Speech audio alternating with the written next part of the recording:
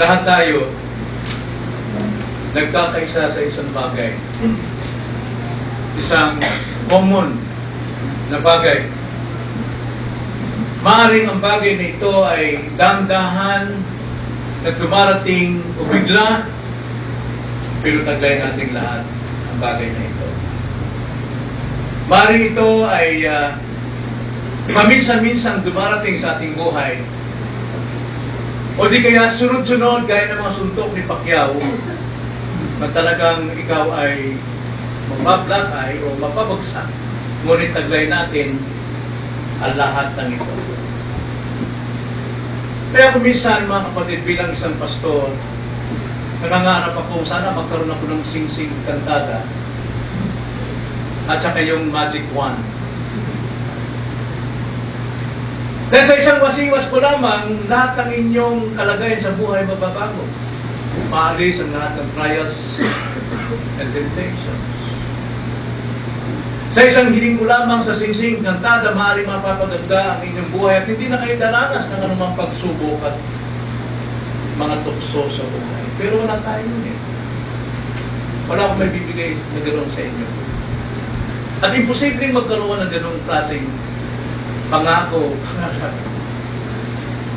Ang daming may bibigay ko sa inyo ay isa na. Salita ng Diyos. Salita ng Diyos ang siyang ating kapangyarihan sa gitna ng ating labanan. Gusto ko maging charismatic muna sa saglit ngayon, mga kapatid. Maraming sabihin ninyo sa inyong katabi sa kanan. Sige po, tignan nyo sa kanan. Sabihin nyo, ang salita ng Diyos ay aking kapangyarihan sa gitna ng aking labanan. Hindi kumpleto ang ating pagiging charismatic kung hindi kayo nilingon sa kaliwa. At sabihin, ang salita ng Diyos, ang aking kapangyarihan sa gitna ng aking labanan. Masarap bang maging charismatic? Ito ang ibinibigay ni James sa kanyang mga kapatid na nagdurusa ng iba't ibang mga pagsubok sa buhay at iba't ibang temptation sa buhay. Wala siyang may bibigay na iba kundi nag-iisa. Ito ay ang salita ng Diyos. Sapagkat ang salita ng Diyos ay kapangyarihan ng Diyos na ating magiging kapangyarihan sa gitna ng ating labanan. Ang salita ng Diyos. At siya kong iaalok sa inyo ngayong umaga. Muli sasabihin ko bilang tema natin, ang salita ng Diyos ay kapangyarihan ko sa gitna ng aking labanan.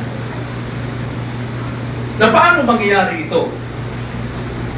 Ng kapangyarihan ng Diyos ay siyang magiging kapangyarihan ko sa gitna ng aking labanan. Ayon kay Santiago, mayroong dalawang bahagi. Paano ito mangyayari? James chapter 1. Hindi ko na binasa ito sapagkat alam ko ito ay very familiar sa atin. Kabisado natin ang mga talatang ito, verses 19 to 25. So ayon kay James, kay Santiago, mayroon pong dalawang bagay na dapat mangyari sa ating buhay upang ang salita ng Diyos, ang kapangyarihan ng Diyos, ang siyang maging kapangyarihan natin sa gitna ng ating labanan. Unang-una po dyan, ay magsanay tayong tanggapin ang salita ng Diyos. At ikalawa, magsanay tayong ipamuhay ang salita ng Diyos. Yung po ang dalawang bahagi na dapat natin gawin upang ang kapangyarihan ng Diyos ay maging kapangyarihan natin sa gitna ng ating labanan. Sapagkat lahat tayo, bata man o matanda, mahina man o malakas, maaring dandahan o bigla, lahat tayo ay humahanap ng trials and temptation. So unang-una po, matuto tayong magsanay na tanggapin ang salita ng Diyos. Verses 19 to 21, ganito po ang sinasabi. Unawain ninyo ito, minamahal kong mga kapatid. Ang bawat tao ay dapat maging mabilis sa pakikinig, marahan sa pagsasalita, mabagal sa pagkagalit, sapagkat ang galit ng tao ay hindi gumagawa ng katwiran ng Diyos. Ngunit alisin ninyo ang lahat ng karumihan at ang nalalabing kasamaan at tanggapin ninyo na may kaamuan ng salitang itinanim, na may kapangyarihang magligtas ng inyong mga kaluluwa. Ang salita ng Diyos ay kapangyarihan ko sa gitna ng aking labanan. Ito ang nais ng Diyos sa bawat isa sa ating naririto, bisita man o mga datihan man o miyembro man, na ang salita ng Diyos ay maging kapangyarihan natin sa gitna ng ating labanan. Ngunit mayroong 4 na paraan kung paano natin sanayin tanggapin ang salita ng Diyos. Mayroon pong 4 na pagsasanay sa pagtanggap ng Kanyang salita. At alam na natin ito. Ngunit ulitin ko, sanayin natin. Una-una, verse 19. Okay. Ang sabi, unawain ninyo ito, minamahal kong mga kapatid. Ang bawat tao ay dapat na maging mabilis sa pakikinig. Sa pagtanggap natin, sanayin natin na maging mabilis tayo sa pakikinig. Na ano ibig sabihin nun? Tignan nyo, mga kapatid. Pag kinanyan ko yung tenga ko, ano ibig sabihin nun? Maging bukas ang aking tenga. So unang-una po, para masanay tayo sa pagtanggap ng salita ng Diyos, buksan ang ating tenga. Pakigawa niyo nga, charismatic tayo ulit. Pagkinan niyan, ano ibig sabihin? Buksan ang aking tenga. Bakit? Dahil kapag tayo po ay mayroong trials, kapag tayo mayroong problema, may tendency na tayo lumalapit sa mga taong hindi kumikilala sa Diyos at doon tayo humingi ng payo. May tendency na anumang problema natin, anumang kabigatan natin, binibigay natin ito at pinapaalam sa mga taong hindi kilala ang Diyos at masuwain sa Diyos.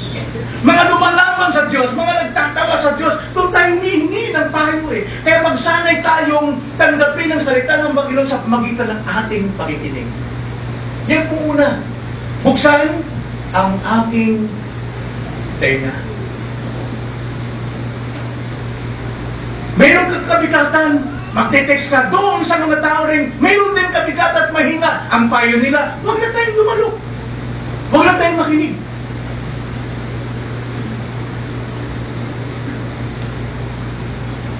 Yan po ang pagsasanay sa pagtanggap ng salita ng Diyos.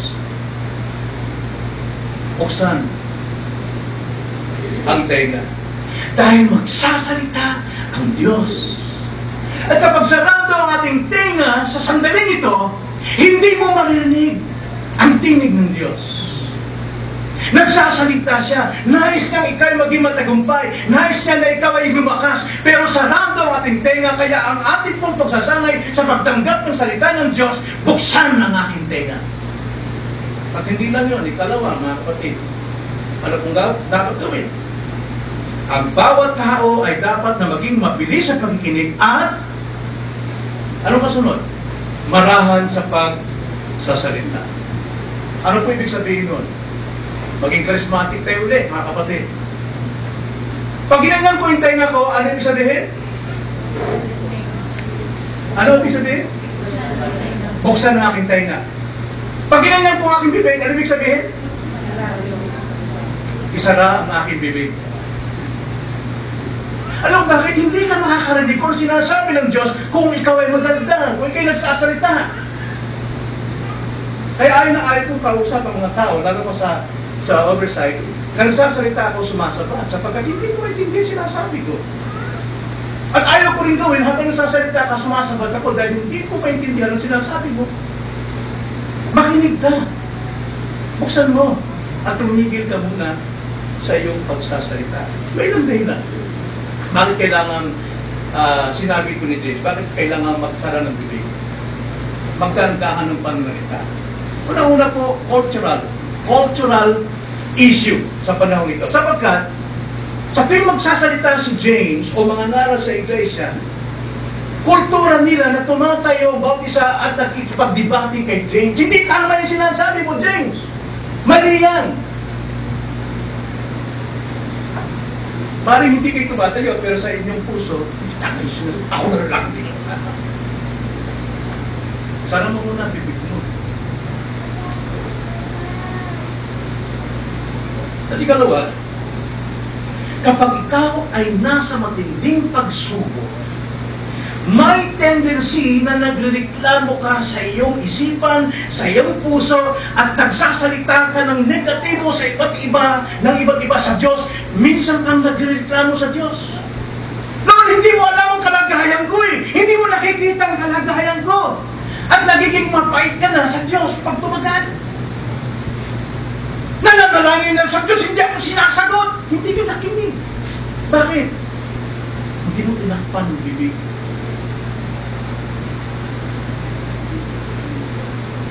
Pwede natin marinig ang sinasabi ng Diyos dahil busy tayo sa kakasabatan at sasalita. Alam niyo si Job, inilala at tinaas ng Diyos, chapter 1 and chapter 2, na wala siyang katulad na tao, sa santang matuwid. Siya'y mapagmahal sa Diyos. Ipinagtatanggol niyang Diyos. Ipinamumuhay ng kanyang salita sa kanyang mga anak, bagamat mga suwail ang kanyang mga anak, namatay sila dahil sa kanilang pag-iinuman, paglalasingan sa kanilang bahay. 10 anak. Pero hindi nagkulang si Job ng pangangaral sa kanyang mga anak. Hindi nagkulang, kaya siyang tao na tuwing. Pero nung siya'y subukan na at bigyan ng problema, kapahintulutan ng Diyos.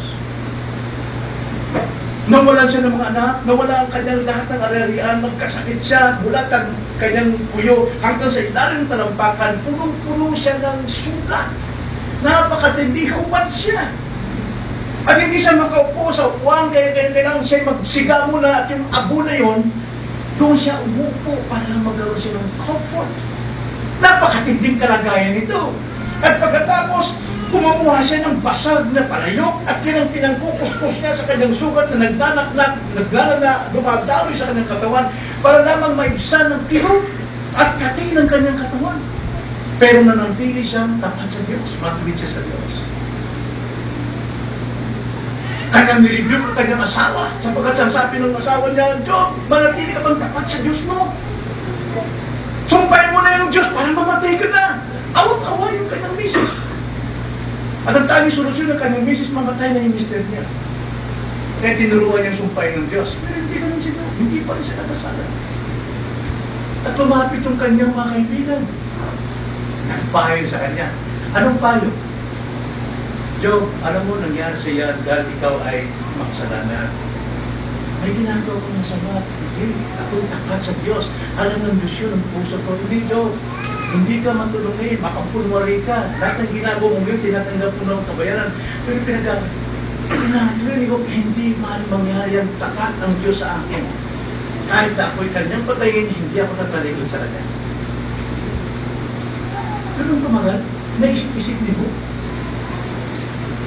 Nag-suffer siya for 20 years. 20 long years sa ganung kalagayan. Iniwan na siya ng kanyang asawa. Tayo mag-suffer lang isang araw sa problema kung ano nang pinagsasabi natin. Nagbibiti na tayo ng mga masasakit na salita laban sa ating kapatid, laban sa ating kapwa, laban sa Diyos. For 20 years. Ganun siya. At unti-unting namatuwiran si Job. Sabi niya, buti pa hindi na ako nabuhay. Buti pa'y namatay na ako. Kinasusuklaman ko ang aking pagkakasilang sa mundong ito. Nakinig siya sa payo ng kanyang mga kaibigan. Natokso siya. Hanggang sa naging bitter siya sa Panginoon, sa Diyos. Galit na siya sa Diyos. For 20 years. Busy siya sa kanyang bunganga sa kakasalita ng Diyos. Ay, sa kakasalita niya laban sa Diyos. Pero makikita natin sa Job chapter 38, nagsalita ang Panginoon sa kanya. Ano sabi ng Diyos sa kanya? Oh, nasaan ka? Nung likhain ko ang daigdig na ito. Nasaan ka? Nalikhain ko ang lahat ng bagay sa kalangitan, sa universe na ito. Magagawa mo ba ng araw na yan ay tumigil dito, hindi pupunta sa taas, hindi bababa sa ibaba? Magagawa mo ba? Magagawa mo ba na ang ulap ay hindi mawawala o mawawala? Hindi mo magagawa yan. Anong ginawa ni Job? Sara siya ng kanyang bibig. Oh, Panginoon! Kayo po ay makapangyarihan. Mali ako sa aking mga pinagsasabi. Napakabuti niyo, napakapangyarihan. Hindi kayo maaaring magkamali sa nangyari sa akin. Patawarin mo ako, Panginoon. Natuto siyang magsara ng kanyang bibig. Isa din natin marinig ang sinasabi ng Diyos because our ears are dumb. At madaldal tayo. Kung anong pinagsasabi natin, hindi mo na unawaan kung anong ginagawa ng Diyos. Sa mga taong kaharap mo, sa iglesia, sa mga tao sa ibang bansa, hindi mo alam. So, ikatlo. Ay, ikatlo. Ang ibig sabihin pag ginanyan ko ang tenga,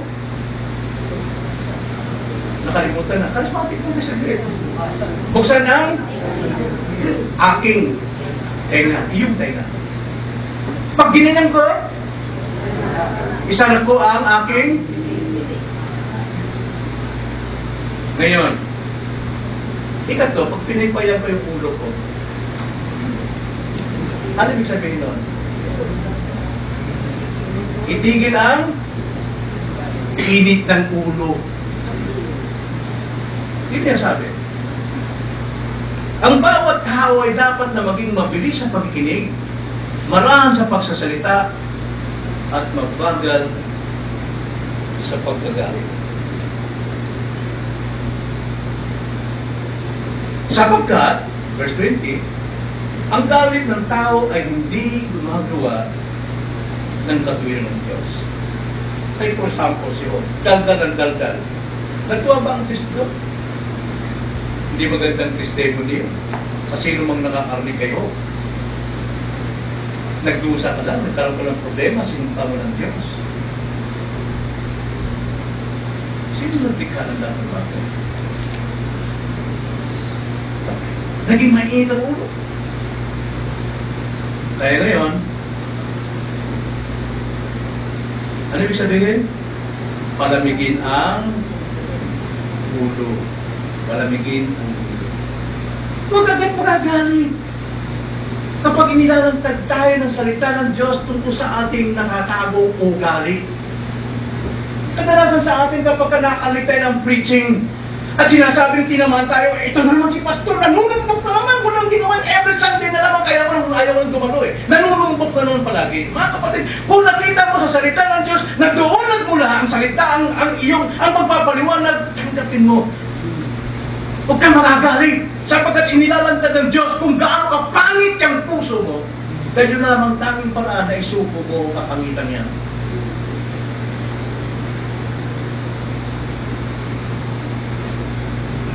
Kayo ba, pag tumitingin sa salamin, nakita yung salamin, at nakita nyo, mayroon tayong dumi dito, may mansa, ang palo nyo, ano ba ko yung salamin? Sisipain mo, pasyan ko talaga ha, hindi ka nasasabi ng totoo. Inilalantad ko yung itsura ko, kapangit-pangit ko itong pangit ng salamin ka. Ganun ba ginagawa natin sa salamin? Ilang salamin ang nabili ninyo? Ganun ang ginagawa natin sa preaching. Ganun ang ginagawa natin sa pangangaral. Nagagalit tayo. Yan totoo, inilalantad lang yung kabahuan ng pagkatao mo. Hindi kayang amuyin ng Panginoon yung kapangitan at kabahuan ng buhay mo. Ayaw ng Panginoon na mayroon siyang kasamang mabaho sa kasalanan. May mainit ang ulo mo eh. Kaya, palamigin ang ulo. Alam nyo, kung matatanda ko, 1995, nagpunta kami ni Mama sa Leyte. At nagturo ko sa iglesia sa Marao, sa pangunguna ni Pastor Ito. Nagturo ko ng Genesis 1, verses 26-27, tungkol sa larawan ng Diyos, bangis at larawan ng Diyos. Palibasa, ang turo noon ay hindi sang-ayon kung ano sinasabi ng salita, kundi gawa-gawa kung ano masabi niya tungkol sa salita. Yun ang kanilang pangwata. Kaya nung magturo ko, maraming sumasagot-sagot habang nagtuturo ko. Naiinis ako. Ayaw ko nang makinig. Kaya sabi ko, ang larawan na iniyubog sa atin ng Diyos ay kanyang larawan. Anong larawan ng Diyos? Eh, sila, bulong-bulong sila gano'n. Sabi ko, ang larawan ng Diyos ay ang kanyang katangian na sa atin. Pagmamahal, wiran, kapananan, tumayo itong si Eddie Cassia. Basta, di ako conforme niya sa sinabi mo. Mali yan. Ang larawan ng Diyos, kung gaano ka dami ang mukha ng tao sa buong daigdig pinagsama, yun ang larawan ng Diyos. Tapos nagtawanan pa yung mga tao. Sabi pa, tama yan, Pastor! Yan ang tama! Sa palagay niyo, anong pakiramdam ko? Sandali lang, pinatay ko siya. Pinatay ko siya sa isip ko. Dahil ang galit, pumapatay sa puso. Minarder ko siya right at that time. At alam kong hindi yung tama sapagkat sinasabi rito sa verse 20, sapagkat ang gamit ng tao ay hindi gumagawa ng katwiran sa Diyos. Pero, mamaya ko na ipagpatuloy yung kwento niya. Pang-apat, ano yung una? Pagka ginanon? Okay? Pag ginanon ko? Pag pinaypayan ko?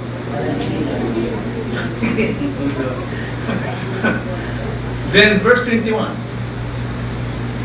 Kaya't alisin ninyo ang lahat ng karumihan at ang nalalabing kasamaan at tanggapin ninyo na may kaamuan ng salitang itinanim na may kapangyarihang magligtas ng inyong mga kaluluwa.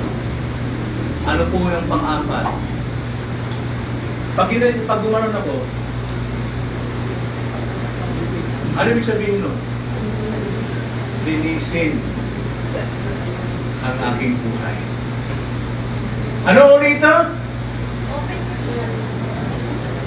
Open my ears. Close my mouth. Do not get angry.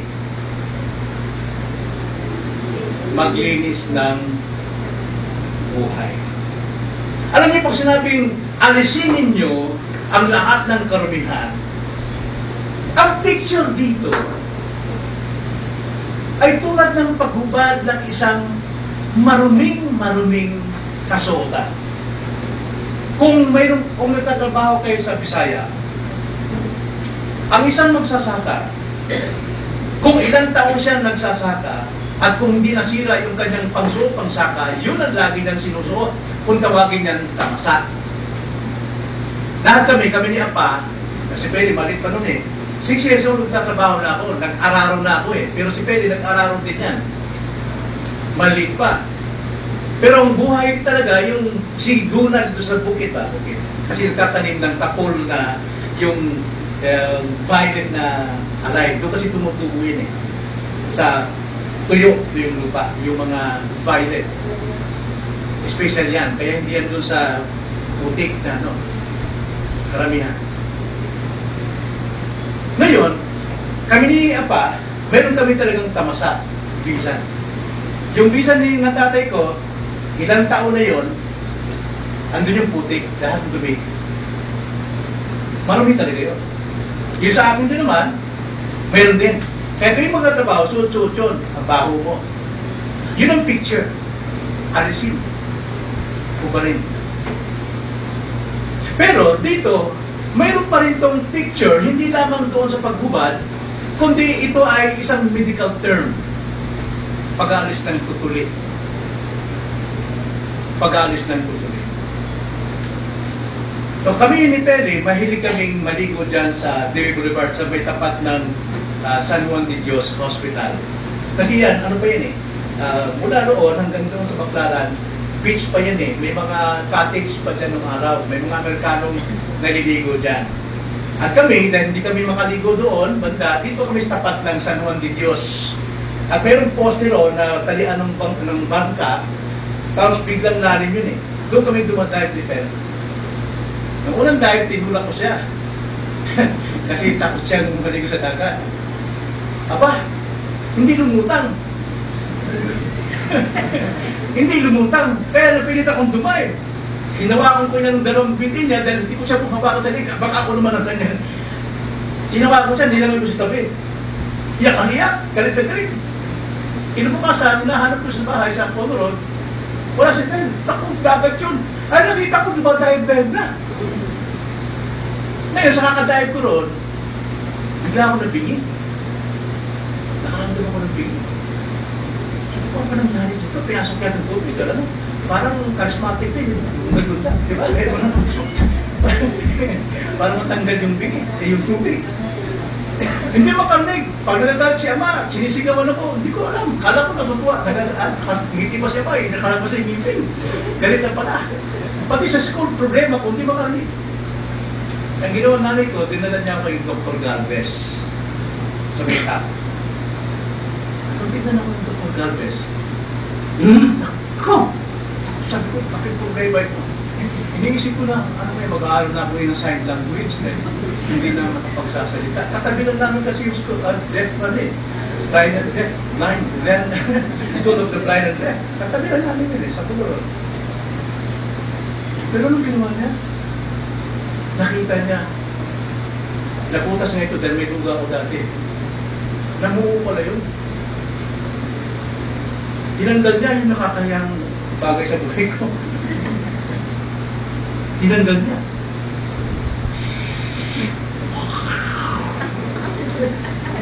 Laking buhay. Kaya nila sa buhay niya. Tapos yung kabila naman. Aray ko, aray, pinatak. Alam nyo, pagkatapos magtanggal yung tutuloy nun, boom! Wow! Paliwanag! Paliwanag talaga! Ang sarap talaga! Pakiramdam ko. Dahil nalinis ang aking nakakayang karga. Alam nyo, nais ng Diyos na lumigaya tayo. Nais ng Diyos na lumigaya ka. Nais ng Diyos na tumatag ang inyong buhay, naging matagumpay ka, mapayapa. Subalit kung nananatili pa rin ang masasamang relasyon, ang masasamang ugali, ang masasamang pride, ang iyong galit, hindi mo marinig ang sinasabi ng Diyos. Nagsasalita siya sa iyo. Alisin mo muna yung mga nakakahiyang kasamaan na humaharang sa buhay mo. Linisin. Ang sabi dyan, kaya alisin ninyo lahat ng karumihan at ang nalalabing kasamaan. Alisin ang lahat. So upang ang salita ng Diyos ay maging kapangyarihan mo sa gitna ng iyong labanan, ay magsanay kang tanggapin ang salita ng Diyos. At sa pagsasanay ng pagtanggap sa salita ng Diyos, 4 na bagay. Ano una? Buksan ang iyong tenga, isara ang iyong bibig, huwag mainit ang ulo, at maglinis ka ng mga natitirang kasamaan.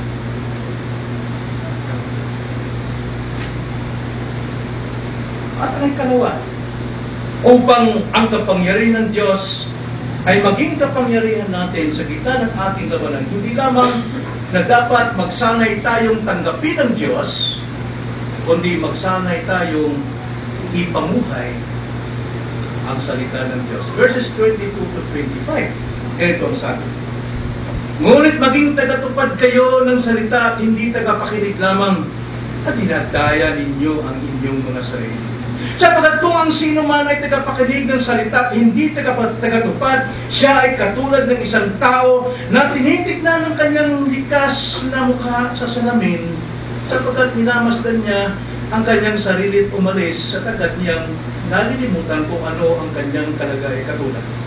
Ngunit ang tumitingin sa sakdal na kautusan, ang kautusan ng kalayaan, at nananatili na hindi tagapakinig na malilimutin, kundi tagatupad sa gumagawa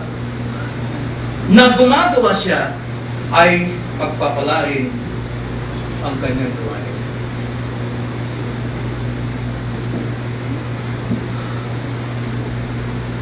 Pero ito dapat gawin. After na nasanay kang makinig ng salita ng Diyos,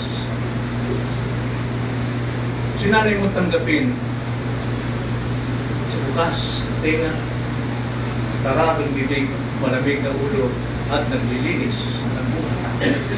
Ngayon naman, sanay natin ipamuhay ang salita ng Diyos.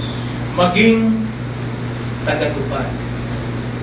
Sapagkat ang sabi diyan, kung nakakarinig ka ng mga katotohanan aral, kung nababatid mo na kung ano ang dapat gawin, ngunit hindi mo ginagawa, anong sabi diyan?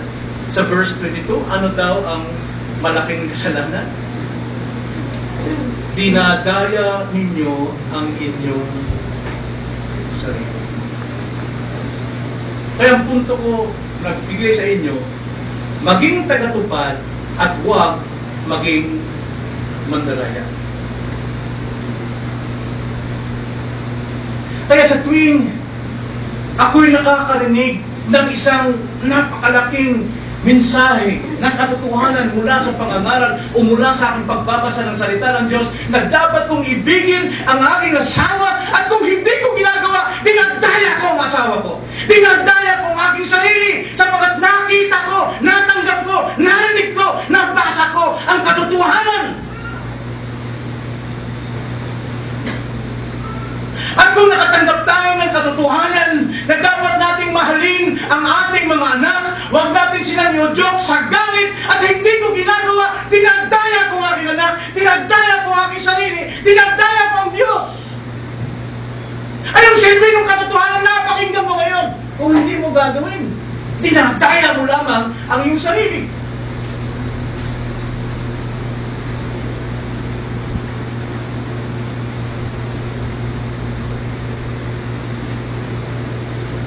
Kung narinig mo sa mensahe na dapat maging tapat ka sa iyong trabaho, pero hindi ka dumarating ng tama, at umalis ka wala sa oras, nagnanakaw ka ng mga bagay sa loob, dinadaya mo ang sarili mo sa mga natanggap mong salita ng Diyos na katotohanan na dapat maging tapat ka sa iyong trabaho.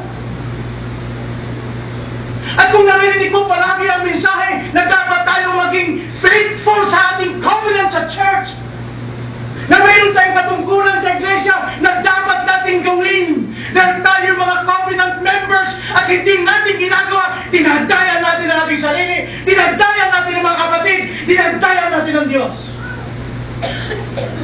Ilan sa ating dito mayroong covenants pero hindi ginagawa? At sasabihin yung miyembro, at sasabihin yung kayo anak ng Diyos.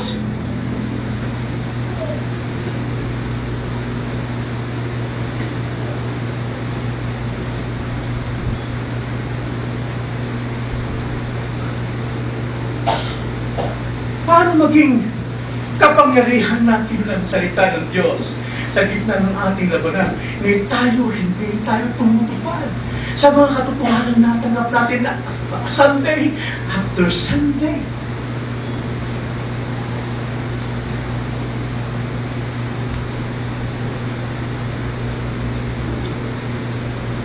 kapatid, gusto ko na ipakita sa inyo.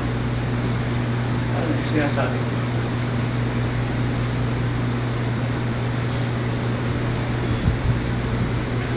Gusto ko na ipakita sa inyo. Kung ano yung sinutukoy ko, mga kapatid.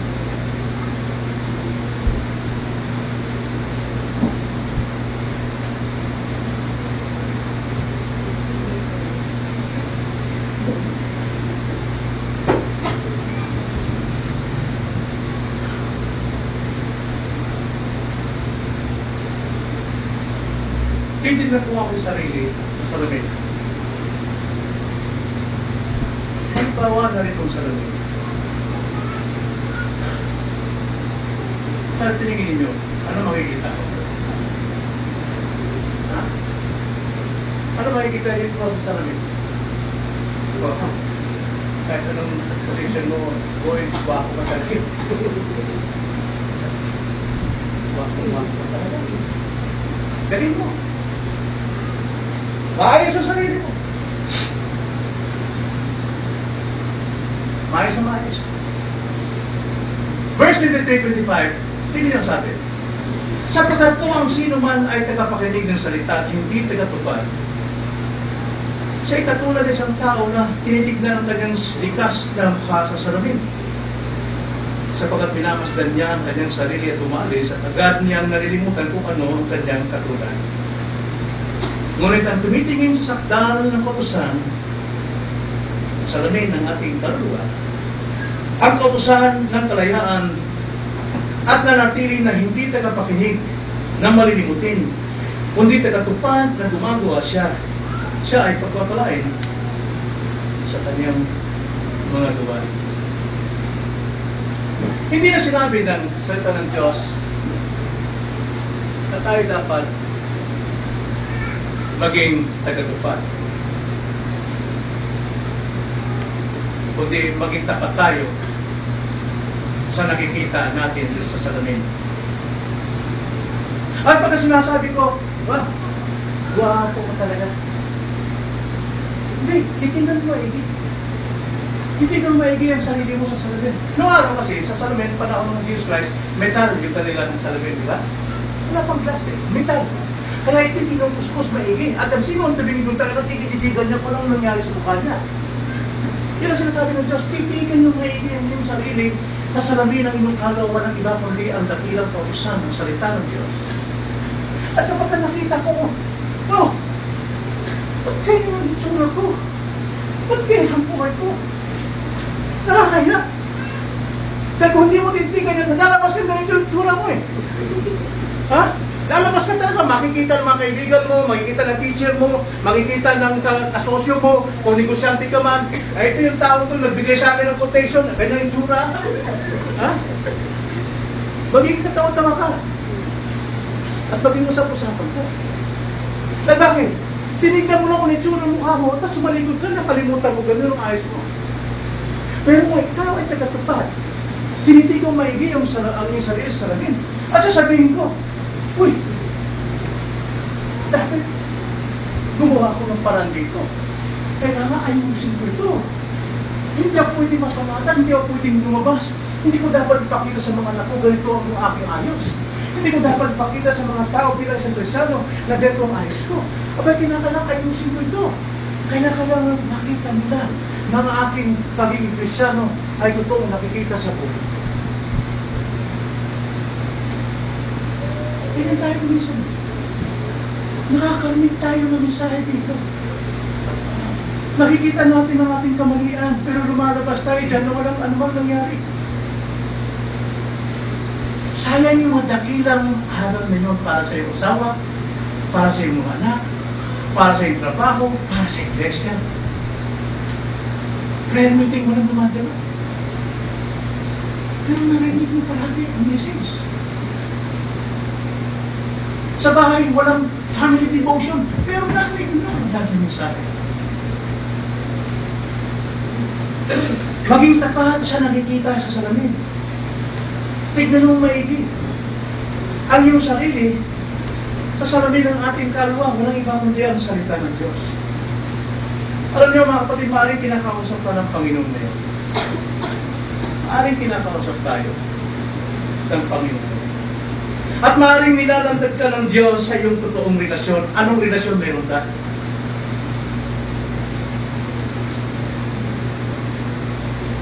Maaaring kinakausap ka. Maaaring kinakausap ka ng Diyos at ipinapapatid sa iyo sa salamin ng salita ng Diyos kung anong ugali meron ka.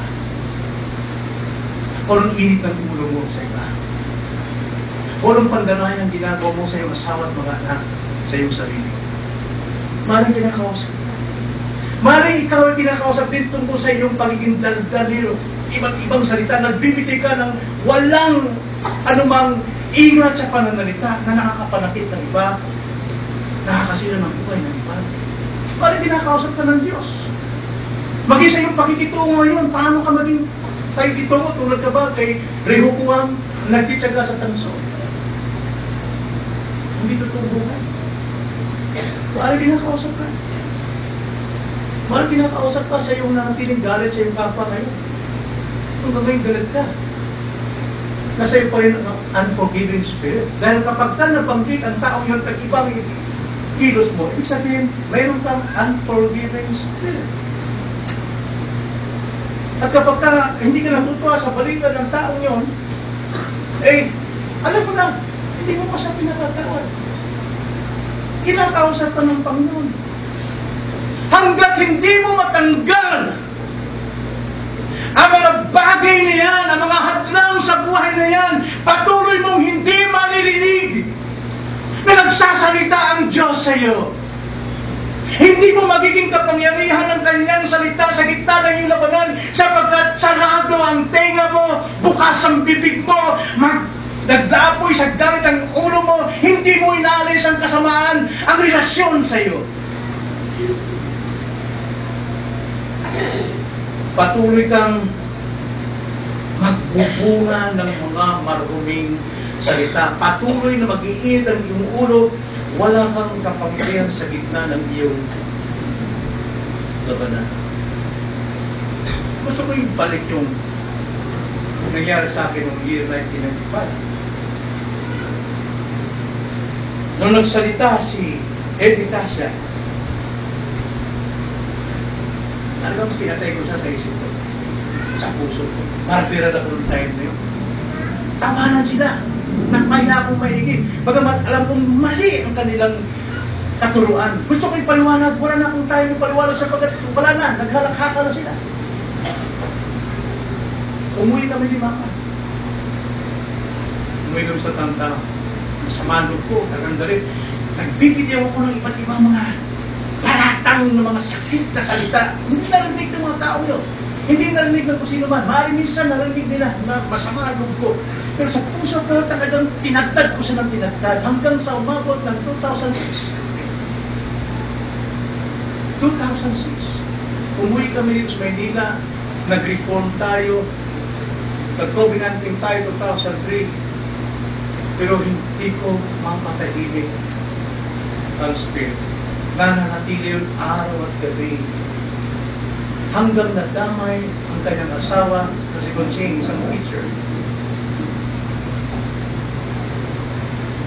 Pagdating ng 2000, nakatanggap ito ng aral hanggang 2003. Hanggang sa tayo ay na-reform. Isang aral na kung saan talagang lalong sumasaksak sa loob ko. Kaya minabuti namin mga asawa, hindi na alam. Umuwi tayo ng Bisaya. Bisitahin natin ang iglesia mo.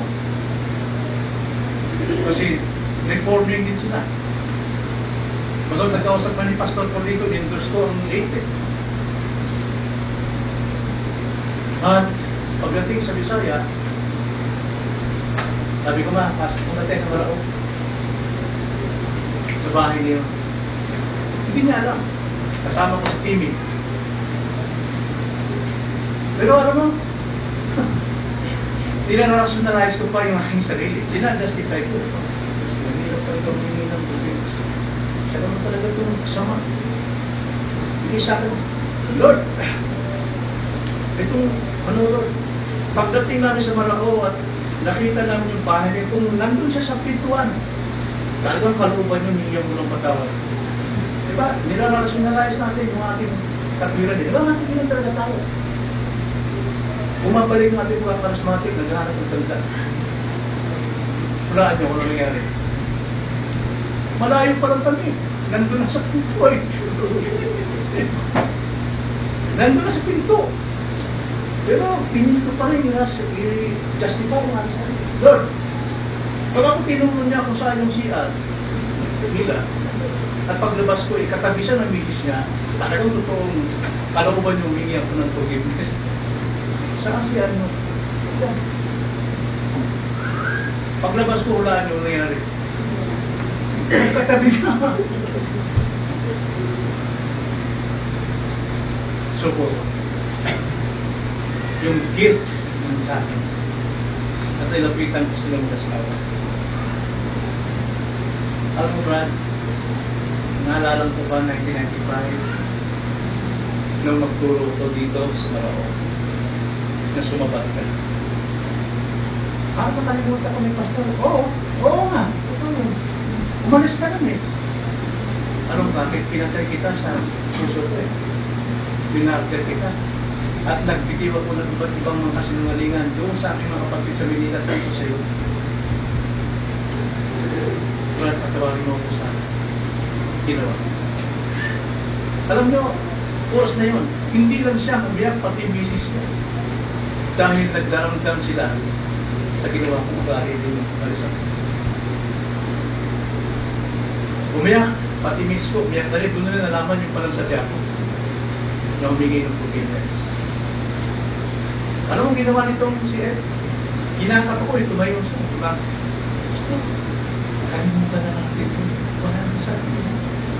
Wala na sa akin. Consing. Sabi ko yung isa. Gusto, kaya pag-utulog kayo, ano ang tunam mo? Masayot na ka. Alam nyo, pag-alis ko, paglabas ko sa bahay, boom! Yung kagaanan, naramdaman ko, hindi ko naramdam during this time, from 1995 to 2006, na talagang gulong-gulong ko, mainit palagi yung ulo ko. Yung oras na yun, wow, parang mga anghel nagkakantahan sa langit, natutuwa sa isang taong nagsisisi. Kanyang kasalanan.